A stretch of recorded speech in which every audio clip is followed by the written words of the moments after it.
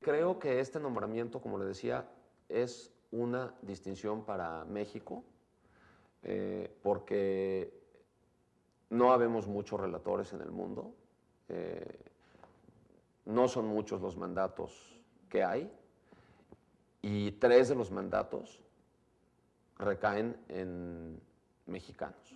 Así que yo creo que en ese caso, pues tenemos los mexicanos que sentirnos orgullosos de haber sido objeto de esta distinción. Y bueno, por qué no decirlo, pues personalmente también me siento muy honrado de haber sido pues elegido presidente de este grupo. Los retos son los del grupo y son muchos, porque por desgracia la práctica de la desaparición forzada de personas pues sigue dándose en muchas regiones del planeta.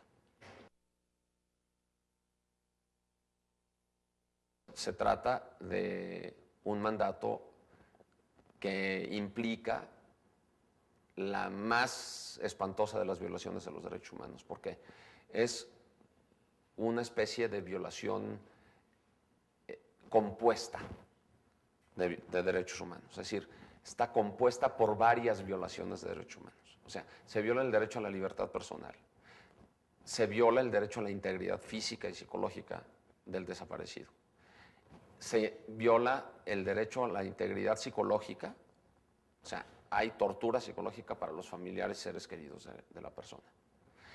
Muy probablemente constituye un atentado contra la vida de esa persona, o por lo menos pone en grave riesgo la vida del desaparecido. Como sabemos, normalmente el desaparecido pierde la vida. Entonces, pues la responsabilidad es inmensa, porque tiene un mandato humanitario el grupo de trabajo, de servir de canal de comunicación entre los familiares o seres queridos de la víctima directa de la desaparición forzada con los gobiernos o responsables directos de la desaparición, para tratar de esclarecer los casos. ¿Qué quiere decir esclarecer los casos? Uno, hacer que el desaparecido aparezca con vida. Ese es lo mejor. Por desgracia, sucede muy pocas veces. Pero por lo menos que se conozca la suerte que corrió esa persona, o su paradero, si es que está vivo. Pero por lo menos, si no está vivo, por lo menos qué suerte corrió, cómo fue que lo mataron, si es que lo mataron, en dónde se encuentran sus restos, identificar sus restos, darle una sepultura digna de acuerdo con las tradiciones de los familiares de la víctima, para poder lograr que las personas que rodeaban a esa víctima puedan tener el efecto psicológico del cierre del caso. Mientras no sepan qué fue lo que pasó finalmente, no descansan estas madres y estos seres queridos de la víctima. Entonces, parte de nuestro mandato es ver que se haga justicia, que se esclarezca la verdad, que se repare el daño causado a los familiares de la víctima. Pues, el derecho a la verdad, el derecho a la justicia, el derecho a la reparación, son cosas que caen dentro de nuestro mandato. Estamos muy preocupados por el tema de las detenciones en centros clandestinos. O sea, los centros clandestinos de detención están prohibidos por la Declaración de Desapariciones Forzadas de la ONU, caen dentro de nuestro mandato en la medida en que sabemos, está comprobado, de que las detenciones en centros clandestinos en muchas ocasiones conducen o terminan en una desaparición.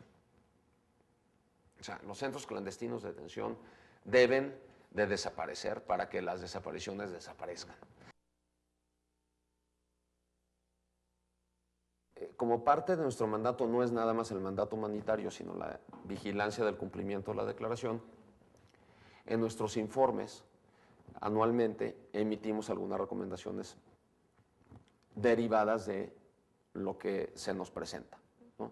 Por ejemplo, recomendamos que se deroguen leyes que conducen a la impunidad o que impiden o entorpecen las investigaciones de las desapariciones, o que se adopten medidas para la prevención de la desaparición, o que se adopten medidas de búsqueda urgente en cuanto se reporte una detención que pueda conducir a la desaparición, etcétera, ese tipo de cosas. Estamos constantemente revisando este tipo de situaciones y en los informes anuales proponemos este tipo de recomendaciones. Y a partir de las misiones que realizamos de visitas oficiales a diferentes países para conocer la situación, bueno, a partir de la visita también emitimos recomendaciones, pero de ahí sí ya dirigidas a cada país en particular en atención a las circunstancias específicas de ese país.